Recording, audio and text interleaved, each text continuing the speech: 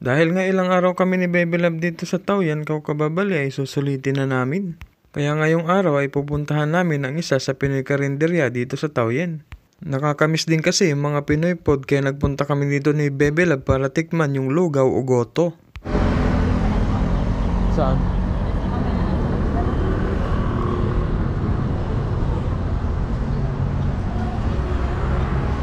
Kaya pumasok na kami kaagad ni Bebe Love para maka-order habang wala pang masyadong tao. Tamang-tama talaga yung mainit na lugaw dahil dito sa Taiwan ay malamig na.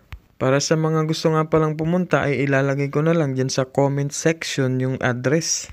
Self-service nga pala dito kaya pagtapos nyong kumain kayo magliligpit at magpupunas ng lamesa. At umorder na nga kami ni Bebe Love para makakain at makauwi kasi marami pa kaming gagawin. Habang nag-aantay kami ng order namin ni Bebe Love ay piplex ko muna sa inyo itong loob ng karinderya nila. Ito nga pala yung in-order namin ni Bebe Love, isang tapsilog at isang bangsilog. Napaka-solid naman talaga ng bangsilog nila kasi napakalaki ng bangus at kumuha nga din pala kami ng isang goto. Maghahati na lang kami ni Bebe Love dyan kasi sigurado naman na dun sa bangsilog ay solved na siya. At kumain na nga kami ni Bebe Love. Grabe, nakakamiss talaga yung mga ganitong pagkain sa Pilipinas.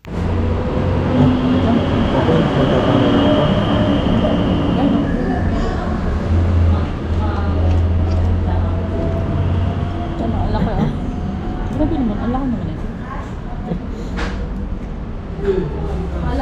Take out niya. Tuwang-tuwa nga si Bebe Love dyan kasi napakalaki nga nung bangus at sabi niya pag hindi niya maubos kaya sabi ko take out na lang niya.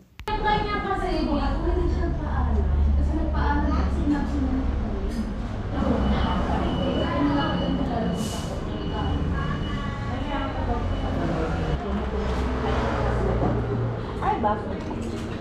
Alin ang tatlo? Taba.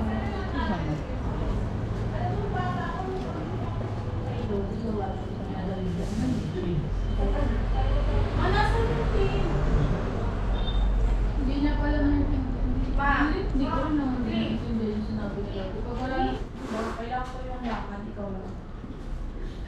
May ka, sabi mo dyan sa bahay. May iba pa kaya lang sa'yo. Guys, ang sarap ng lutong ng luto. Ubusin niya. Wala lang mga ano? Ha? May iba pa kaya lang sa'yo. B!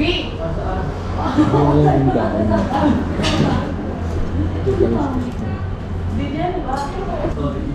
Sabi mo, oh yung gogo, tumulit talaga siya. Yung ano, kala ko kasi joke-joke sa'yo. Alam natin, pero meron kami sa conversation. Umorder nga din pala si Bebe Love ng kape at yung kape nga nila dito ay merong topping sa ibabaw. Hindi ipapakilala ako sa'yo.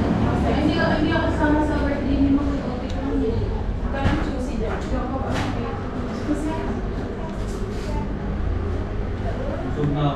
Baby, magagandang ko. Siyempre. Baka hiring sinasabi mo kailangan na i-train. Kailangan niya mag-apply.